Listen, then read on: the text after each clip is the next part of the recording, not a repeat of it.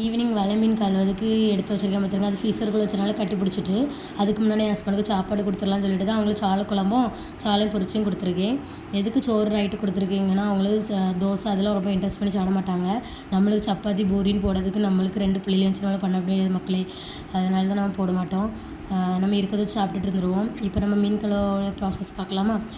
அவ்வளோ வால் பக்கத்தையே வெட்டி எடுத்துடணும். ஏன்னா நம்ம வந்து செவில் எடுக்கும்போது நம்ம கையிலலாம் குத்தி விட்டுறோம். அதுக்கப்புறம் அந்த கத்தி இருக்குல்ல, அந்த கத்தி நுண்ணியாக பிடிச்சி நல்லா அவ்வளோ செவிலையும் 2 பக்கமும் நீட்டாக எடுத்து வச்சிடணும். 2 பக்கத்துலேயும் செதில் எடுத்தோடனே இப்படி தான் மக்களே இருக்கும். கொஞ்சம் நீட்டாக எடுத்துடுங்க. அப்புறம் தலையிலையும் செதில் இருக்கும், அதெல்லாம் நல்லா சுரண்டி எடுத்துடுங்க. அப்புறம் தலை பக்கத்தை வெட்டணும். வெட்டினதுக்கு பிறகு அதில் வேஸ்ட்டு அவ்வளோமே அதுலேயே தலை பக்கமே வந்துடும். அதுமாரி குடல் எல்லாத்தையும் நீங்கள் எடுத்த உடனே அப்படி நீட்டாக அப்படி இப்படி இருக்கும், வெள்ளை கலரில் அப்படி நீட்டாக இருக்கும். அதுக்கப்புறம் தலையை எடுத்துட்டு அதுக்குள்ளே வேஸ்ட்டெல்லாம் எடுத்துகிட்டு அதில் வந்து செவில் பூன்னு சொல்லுவாங்க, அந்த பூவையும் எடுத்துருவோம் நாங்கள். அதெல்லாம் நாங்கள் சாப்பிட மாட்டோம். எடுத்துகிட்டு அவ்வளோதான். அப்புறம் துண்டு துண்டாக வெட்டினா போதும். வலைமீன் நீட்டாக க்ளீன் பண்ணியாச்சு. இன்னொரு வலைமீன் இருக்குது, அதையும் க்ளீன் பண்ண உடனே எப்படி இருக்குதுன்னு பாருங்கள். நீட்டாக அழகாக க்ளீன் பண்ணியாச்சு. சரி, நாளைக்கு ஒரு தண்ணி அலசணும். நாளைக்கு சமைக்கிறதுக்கு இப்போவே வெட்டி வச்சாச்சு.